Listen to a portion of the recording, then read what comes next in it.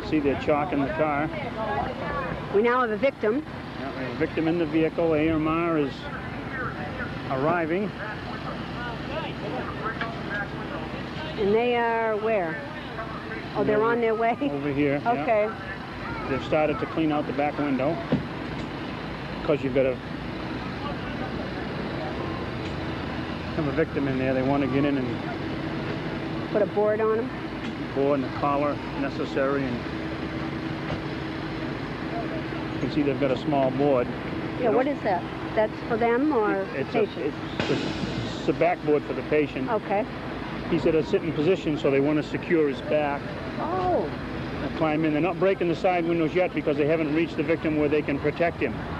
All right. Put a blanket over him or whatever it takes to keep him. And then if they get him situated, get him covered so that they can then break the glass around him if they need. And see, the fire department is pulling a line off. Standing by with a charge line if they need it. They've got the blanket in there now they're working on. What's a charge line? Over here, the fire department with the water line. The water. That's what they call that. So you're talking fire lingo. Well, and me as a, you know, no one does. You have all the real technical terms here. Well, actually, that's not too technical. It is for me. That's just a hose with water in it. Right, okay. Yeah.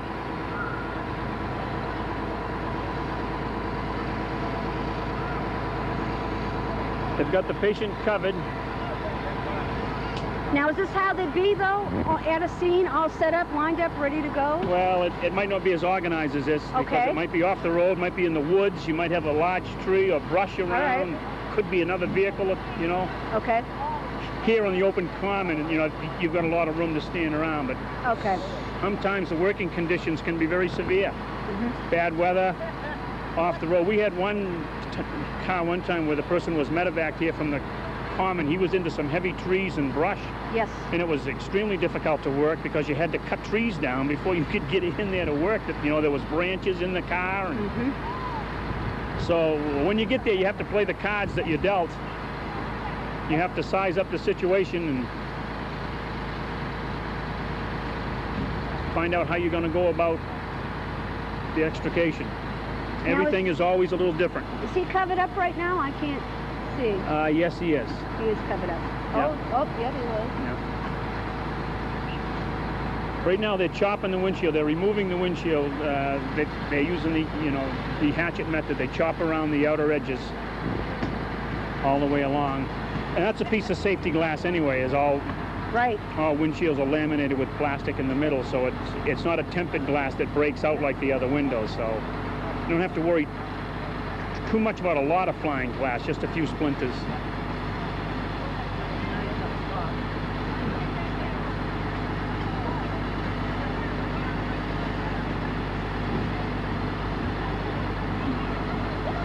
They're starting to make the point on the door so they can bring the jaws. And these particular jaws, these Helmatro jaws, they have the tips on them. There's replaceable tips, so you can use them. They have different tips for different applications, and they come together pretty close, so they're not too thick right on the end, so you don't usually need a large area to start them. What he's working on now is working on the door to free the door from the nadir pin. Okay.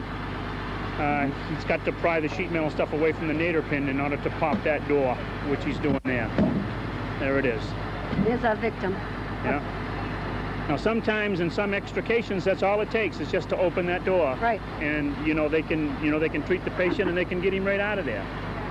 Other times the whole nose of the car is wrapped around the patient, or he or she is trapped by her feet or her legs because of the way the car collapsed, depending upon the collision conditions. Right. Now today are they going to? Yeah, they're going to do the whole ball of wax here. They're going to take the door off, I'm sure. Going to take the roof. Now we have probably do another dash roll up. Yes, they do. And what's he doing? Securing his neck? He's holding traction, right? And once they do that, once they hold traction and start that, they can never let go. Okay. Until that patient is properly mobilized with the neck collars and whatever. He has to maintain the traction on that neck at all times once he begins it. Okay.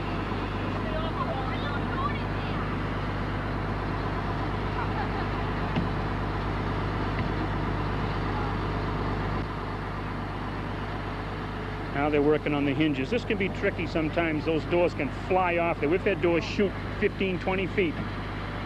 Good. Once they break free from the hinges, but usually they just pop off. Okay. You never know. They're always different. You're ready for it. Oh, yeah. Yeah. Yeah. No one's been injured, I hope. Not that I know of. Another hazard with today's cars, too, of course, you've got airbags and things like that, but also the bumpers. You know, these 5-mile-an-hour bumpers have these hydraulic cylinders on them, and where there's been a fire or something like that on the vehicle, we've seen the bumpers blow right off, explode, and go 30, 40 feet. Oh, my goodness. So that's another hazard the firefighters have to watch out for on the late model cars, are these new bumpers and things. And, so there's a lot of stuff. They've rectified that now? I mean, as far as the manufacturers of cars, or are they all like that? Well, that's something. Well, it's just another thing that we have to be careful of. That's something I know about. Another. Well, I've never seen them, you know, the only ones I've seen go is when the car was on fire, burning. Okay. Hey, so you've worked on one that was on fire before? Yes? Yeah. Yeah. That must be hairy, besides... Actually, the bumper blew before I was on the scene, before the fire apparatus arrived. A bumper blew off before they arrived on the scene. But it went about 40 feet. It was the front bumper. There was an explosion. The thing just shot right out. So you can imagine anybody standing in front of the car, you know, they could have been injured. It's just another hazard a firefighter is trained to be aware of and that he has to watch out for. Of course, these older model cars, that's not the case here. Right. On the newer ones, of course, with the airbags, that's another potential hazard. Oh, those exploding while you're working on the... Well, usually in a bad collision, they would have already deployed, but they have chemicals in them and things that can possibly be a problem or cause burns or further injury if they're not properly handled. Every year it gets a little more complicated. Yeah, I would say so. Now they're putting the backboard on them. I mean the neck collar. Okay. Bill is in the back seat is firefighter Chad Fleck. He's an EMT. Out of where? Where are they out of? Newburyport? No, they're Rowley firefighters. Oh, they are? Yeah. How many EMTs on the Rowley Fire Department? We've probably got, I believe, 5 or 6. Ooh, are we blessed?